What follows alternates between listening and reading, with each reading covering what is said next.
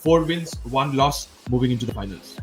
A new champion in the Women's T20 World Cup. New Zealand likes defending the total, and South Africa Exactly. likes the chasing the total. Are backing their game plans, they are backing their Yeah. all the tactics and all, and they are holding their nerves as a Marizan Cap could be their MVP player. Strength to strength, we should not think about the toss much. But in the final, under pressure, if New Zealand is chasing, no one expected this move, and also this was unexpected for the opponent also, because anything above 130, 144, 135 could be a very exciting game.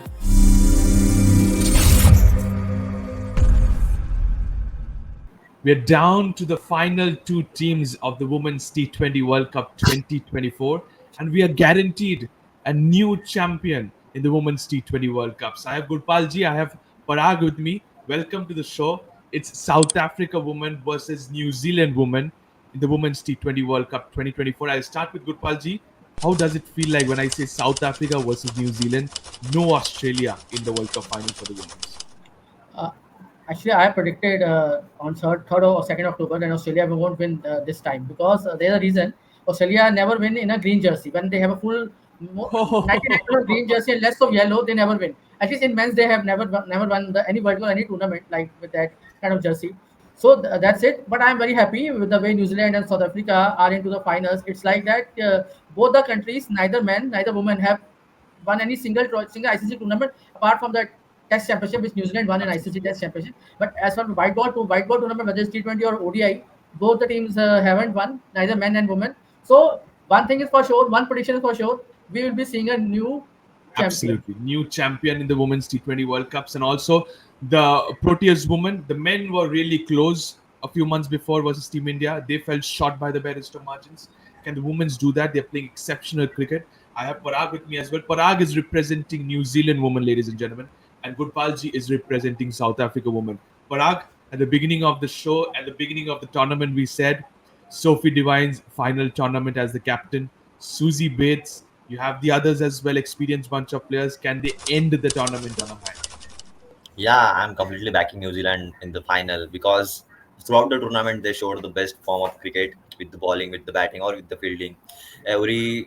They come up with showed their best performance in every match. Every match has their new player of the match, so that they can't rely on one player. Like in the semi-final also, Eden Carson showed the best performance with the bowling. Like in the earlier matches, they haven't been like so much exceptional performance. So like in the semi-final, she came and she bowled very exceptionally, that outplayed the West Indies batters. So I think that New Zealand is looking very good as a team, as an unit.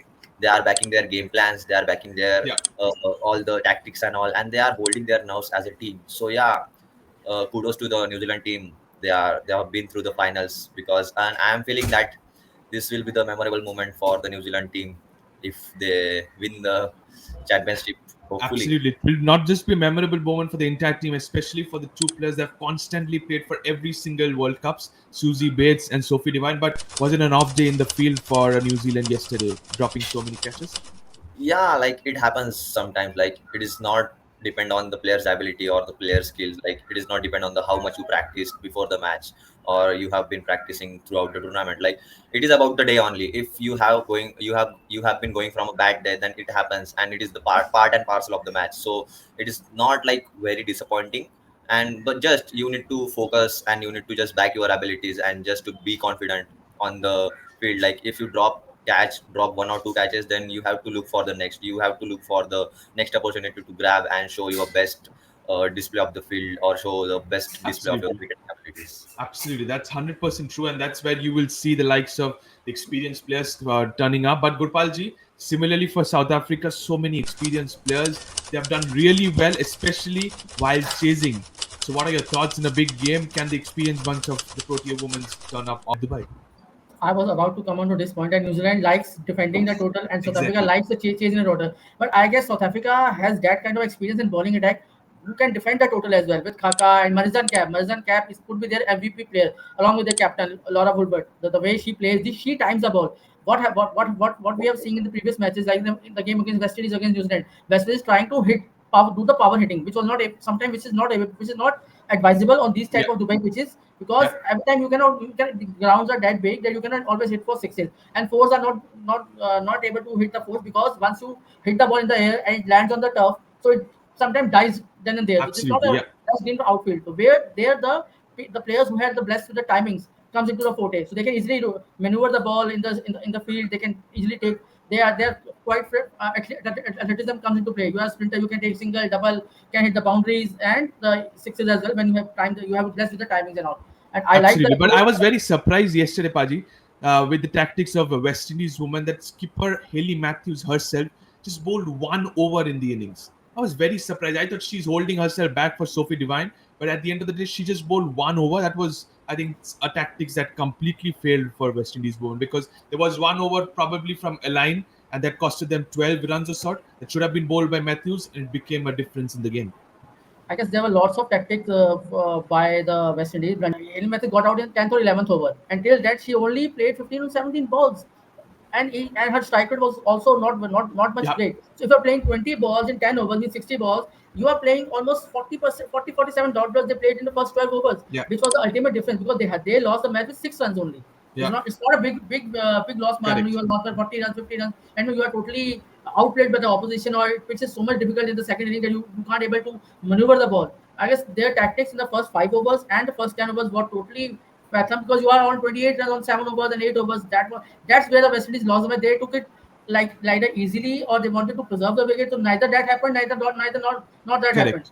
So we saw flourish of runs from the Rotten and that James. I guess Yeah, James batted very low. Because being a left-hander, she hit very good crisp boundaries with the timing and all. yeah. So I guess it was all poor. The West Indies were poor in chase, poor in tactics. As you said, Haley Matthews bowled only 1 over, and when New Zealand are good enough to hit the fast bowlers, and the fast bowler Yeah, again we say the should have fast bowler changed. Should have full changed force. the pace, to be honest. And Yeah, that turned out to definitely. be a difference because lost by just 8 runs. And at the end of the day, we have New Zealand women versus South Africa women looking into the road to the finals. Parag, starting with the White Ferns, defeated India comprehensively in the first game versus 58 runs. Then they moved on to facing Australia at Sharjah. That turned out to be a big game, but lost to Australia by 60 runs. Then they faced Sri Lanka women, won that game by 8 wickets. Then versus Pakistan women, won that by 54 runs, and then moved on to semi-final, defeated West Indies by 8 runs. Now facing Laura Bolwart on her side. How much confidence does it give somebody like a Sophie Devine on her side? Just like you mentioned before, New Zealand are playing brilliant cricket. 4 wins, 1 loss, moving into the finals. They have been coming from defeating so much great opponents like India, Pakistan, Australia. So like their group was not also that weak or not that easy, because we have seen that the many people said that this is the group of death, and they showed the Yeah, exceptional performance throughout the tournament. They topped the group, and also they have been qualifying from they have qualified from the semi-final, easily defeated, not easily but comprehensively defeated West Indies in a tough match. They also been in the like in a discomfort against the Pakistan, where there is a it low was a scoring. decider, to be honest. Yeah, Yeah, and there was a low scoring match, and they showed the great display of bowling in the low score. They backed their game plans, as I earlier said, and yeah, they just as a team they just showed the complete dominance throughout the tournament, absolutely. and here they Absolutely. are. As a unit, they performed really well so far, defended targets successfully, and that has been the positive for that. We'll come to the pitch report as the show progresses. But similarly, Paji, for South Africa, women road to the finals, hammered West Indies by 10 wickets in the first game, then lost to England by 7 wickets, and then again it comes to chasing and defending successfully versus Scotland, won by 80 runs, then two back-to-back chases versus Bangladesh, won that by 7 wickets, and then versus Australia, won that by 8 wickets. It's absolutely a top class performance so far from South Africa women. Now facing an experienced side like New Zealand women, how much will this give you confidence? Because you're chasing targets so well. Because South Africa, when we talk about South Africa, let's see what comes to our mind when we talk about them chasing. This is a very good side for them. So as you already said, by the route to the finals, the first game was like they destroyed West Indies, then lost to England, defended against Scotland. Bangladesh and Australia will give them the confidence. It's like Yeah, momentum. Momentum is with them picking at the right time, peaking at the right time, like you always Beating Mighty Aussies as a mention. strong Aussie team is no joke. I give respect to New Zealand also. They won against West Indies, but West Indies they were already choked. They were Correct. that wins will not give them confidence because you didn't have a good day in the field as well, dropping 5 catches. You cannot give chances to the South African team, Yeah, mind you. So as compared to the South African win against Australia, would be a momentum gaining win, and New Zealand versus West Indies. West Indies already lost in the first 10 overs of the yeah. batting. So played they too were a little many bit dot scared of balls, and this. that's where I think the difference came into, because they had to play catch up cricket, and New Zealand were really smart. Sophie Devine maneuvered her bowlers really, really well as well. Talking about the pitch report, as we said, ladies and gentlemen, before, New Zealand loved defending targets, South Africa loved chasing targets at Dubai. No matter what the surface plays, Parag, I think they will go strength to strength. We should not think about the toss much. It's going to be, if New Zealand wins the toss, they will elect to bat first. If South Africa wins the toss, they will elect to bowl first. Yeah, I think that's same as you said, because in the final we know that there have been so much pressure on the players, because there is a pressure of the final, pressure of the big tournament. So I'm suggesting that New Zealand will back their plan, and but I'm not sure about the South Africa, because sometimes if you go by the game plan, then you might choose to bat first in the stage like final. Exactly. So I'm suggesting that if you win the toss, then just choose to bat first and just defend the target. Okay, I was just about to come to Paji with the same question as well. Paji, it's a huge game, and we always say in the knockout games you should put runs on the board. What if South Africa wins the toss? Are they electing to bat first? I guess they will definitely like to bat first because New Zealand had that chink of chasing as well. Because they have Sophie Devine in the middle order, but what if the top order doesn't perform and Amila? You can get Amila and Sophie Devine, then you don't have anything left for the New Zealand batting yet. What was he yesterday when Dottin got those 4 wickets against New Zealand in the middle order? So they managed to get on to the par score of 120, 129, which was kind of a match winning score. But in the final, under pressure, if New Zealand is chasing anything above 130, 144, 135, could be a very exciting game.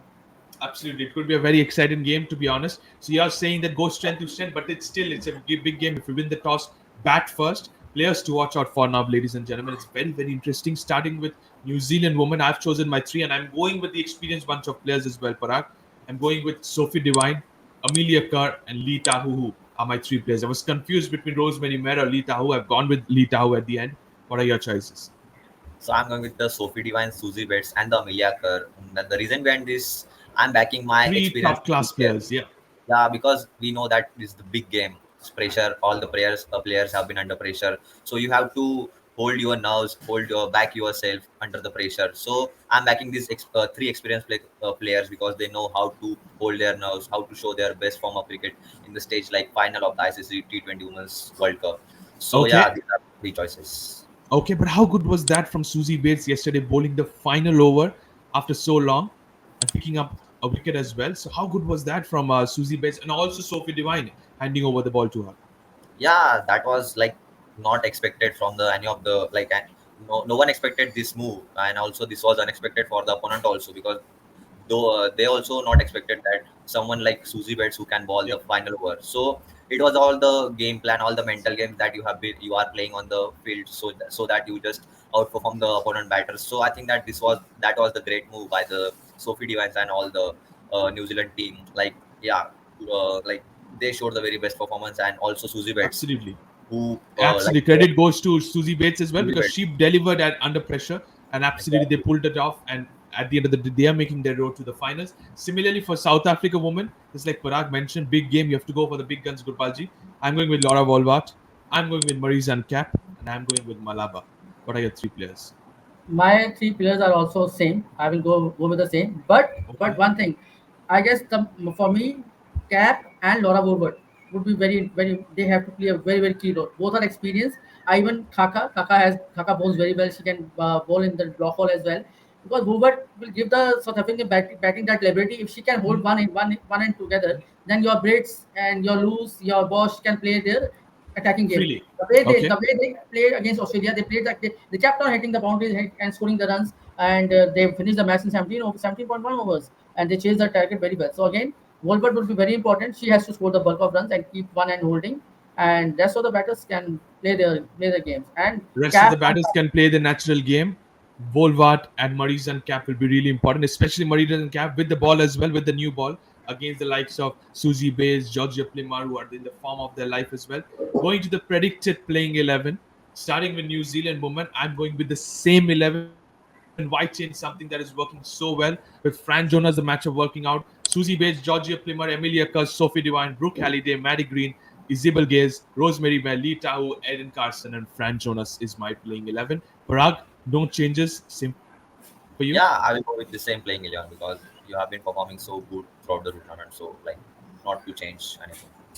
Absolutely. No changing of the playing 11. Why change something that is working out so well for you? And that's the verdict for Parag as well. Thank you so much for that. Similarly, on the other hand, I have Gurpalji. Gurpalji, South Africa woman and the predicted playing 11. Here it is for me. Laura Volva, Tasman Brits, Anneke Bosch, Marizan Clapp, Cole Tryon, Sune Luce, Neren D. Clark, Anneke Dickerson, Sinola Jafta, Malaba, and then you have Kaka. I think the same 11 for South Africa as well. Sure, to definitely go with the same 11 unless or until there's an injury or something else happens in on the morning of the game. I will definitely go with the same 11 because they have at least got the best of the 11 which is working well for them. And again, why to change when everything is working for you? So again, Absolutely. important final big day for both the women like New Zealand and South Africa. Who will hold their nerves will definitely go and lift the trophy. Fielding would be very important, and how you bat the middle overs, fielding, power play, all those aspects of T20 cricket, and the team who will play less of the dot balls Dot would have a balls. Yeah. great chance of crossing over the line and putting less Absolutely. pressure on themselves. Absolutely. It's the biggest stage of the tournament. Final. You have to hold your nerve, and the team that plays less dot balls will come out victorious. Is there? It's time both of you turn out to be neutral now. It's predictions time now. South Africa women versus New Zealand women at Dubai. ICC T20 Women's World Cup 2024 final. Guaranteed a new champion. Starting with Parag, what is your percentage? So I will back the white ones 60% and go with the Proteas 40 because I think from my heart I am backing New Zealand because as we mentioned earlier also this was the Sophie Devine's last World Hmm. Cup as a captain or might maybe as a player. As a So player too, yeah. yeah, so New Zealand might look for the bid farewell to the greatest player of the New Zealand who is Sophie Devine. So I'm backing New Zealand 60 and 40. So you're backing New Zealand to make it 60-40. Similarly, Gurpalji, do you have a counter for him? I would love to see whether New Zealand wins, South Africa win. We are neutral fans here, so it would be we will get a new champion. But if I go out some rivalries, like if we bring a IPL flavor into the name, Mazen Okay. Cap, DC, Sophie Devine, RCB. So Okay. already RCB, Sophie Devine has won over Mazen Cap in the IPL, but there is one Amelia Kerr from MI who has won Okay. the first trophy. That they have the added advantage of Amelia Kerr. So I guess they have those players who have won a success of winning the IPL, winning the major trophies. And on the other hand, we see the South African team, whether Laura Woodward or Mason Cap. I don't think so. They have that much experience of winning the finals or Okay. like that. So I guess New Zealand looks good, looks strong with the experience and all because they have the all rounders, which New Zealand always have in the Liberty. Whether it's men's or women's cricket, they have the batting and bowling all rounders who can chip away. And America is in great form. She's getting the wickets. She's bowling very well. Though she would like to score some runs as well, but as I told you, don't count South Africa out as well because Don't count South Africa because out. men's have lost. Maybe it can be a kind of a RCB thing. Women's will win. Women's can win. Okay, what is your percentage? 51-49?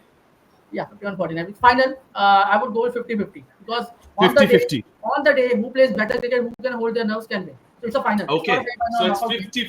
50-50 for Gurpalji. On the day, whoever hold the nerve, whoever comes out on top, will be the new champion in the Women's T20 World Cup. Thank you so much, Gurpalji. Thank you so much, Parag. Thank you to both for covering the entire World Cup as well with me. Thank you so much. And thank you to all the viewers for watching this video. Thank you to all of you for watching the entire Women's World Cup as well. Sit back and enjoy the thrilling final. Guaranteed a new champion, ladies and gentlemen. Thank you so much. Don't Thank forget you. to subscribe to the Fifth Umpire. Press the bell icon as well. Thank you so much. Thank you.